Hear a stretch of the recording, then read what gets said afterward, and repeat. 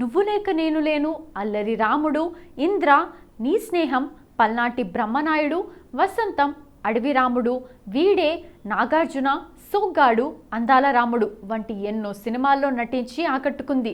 5-6 ఏళ్ళు ఆమె కెరీర్ పీక్లో నడిచింది. పర్సనల్ లైఫ్లో మెయిన్గా ప్రేమ ఆమెను ఒత్తిడిలో పడేసింది. తరుణ్తో ఆమె వరుసగా 2 సినిమాలు చేసింది. నువ్వు లేక నేను లేను సమయంలోనే ఇద్దరు ప్రేమలో పడ్డారు. ప్రేమ కారణంగా ఇద్దరు సినిమాలు చేయలేదు. అవకాశాలు కూడా తగ్గాయి. పెద్దలు కలగజేసుకొని కండిషన్లు పెట్టినట్టు టాక్. ఇక ఆ తర్వాత ఇద్దరి కెరీర్ గాడి తప్పింది. ఈ ఎపిసోడ్ తర్వాత తండ్రి ఆమె లైఫ్లో ఎక్కువగా కలగ చేసుకోవడం మొదలుపెట్టాడట. సినిమా షూటింగ్లకు వచ్చి కండిషన్లు పెట్టేవాడట.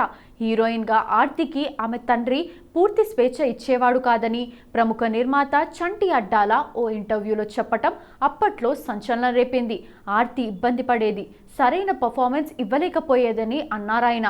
సినిమాలు తగ్గటం, ప్రేమ ఫెయిల్ కావటం, తండ్రి కండిషన్లు పెట్టడం, ఇలా తను బతకడం ఎందుకు అనుకొని ఆర్తి 2005లో సూసైడ్ అటెంప్ట్ చేసిందని ఇండస్ట్రీలో ఎవరిని అడిగినా చెప్తారు.